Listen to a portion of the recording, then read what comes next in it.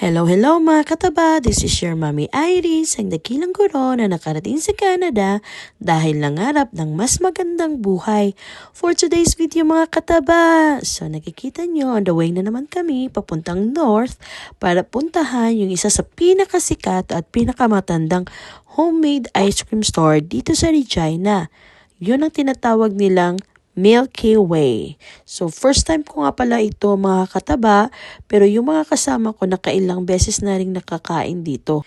So, share ko lang mga kataba, no? So, alam nyo ba, kaming magkaka-housemate ay bibihira lang magkakasama at nagkikita dahil nga sa sobrang busy at syempre iba-iba yung mga work schedule namin.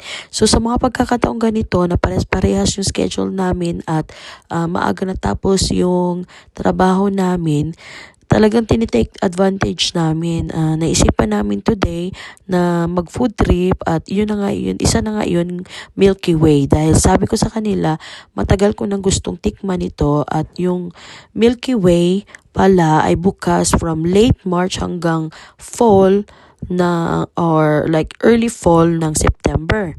So kaya inabot ako ng mahigit isang taon bago ko matikman itong Milky Way. Kasi sa mga pagkakataong ganon na summer or spring or fall, busy kami sa pagtatrabaho.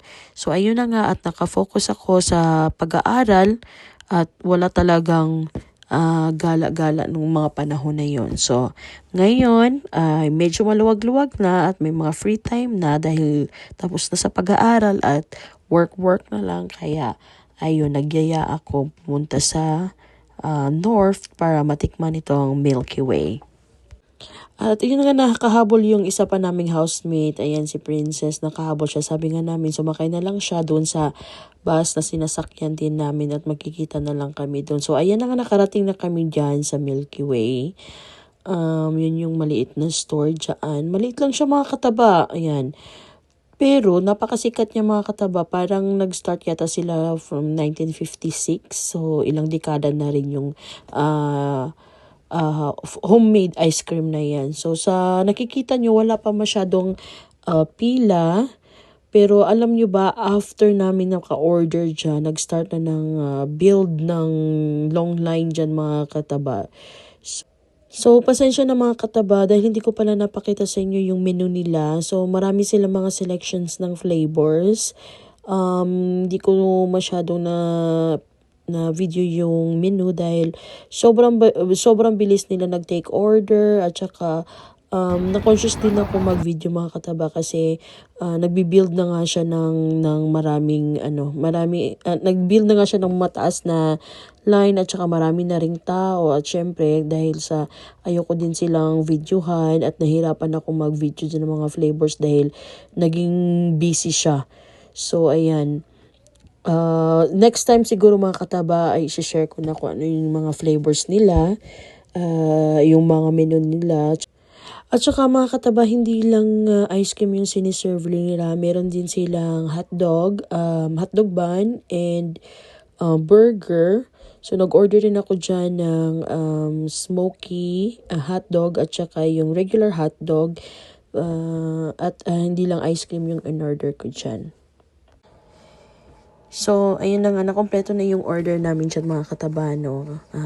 Actually, inuna nilang sinerve yung ice cream. Nahuli yung hotdog bun at saka burger. So, kakaiba yung itsura ng aming ice cream mga kataba, no? Kasi ang in-order namin dyan is cup and cone. So, actually, pwede kang umorder like in a cup or in a cone. Pero sa amin, cup and cone.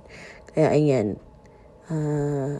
Merge. So, ayan na nga mga kataba, habang nag-ice cream ay standing position lang kami dyan. Kasi nakikita niyo naman, hindi siya typical na fine dining or may table and chair siya. Store lang talaga siya mga kataba. At ayun, come and go lang yung mga tao. So kami, tumambay kami dyan dahil hinintay namin yung order naming hotdog.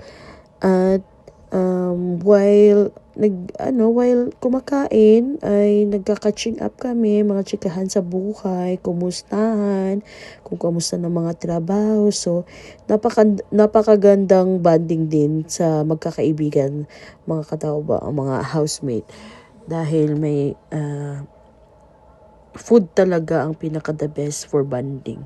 So the rest of the video, mga kataba, ay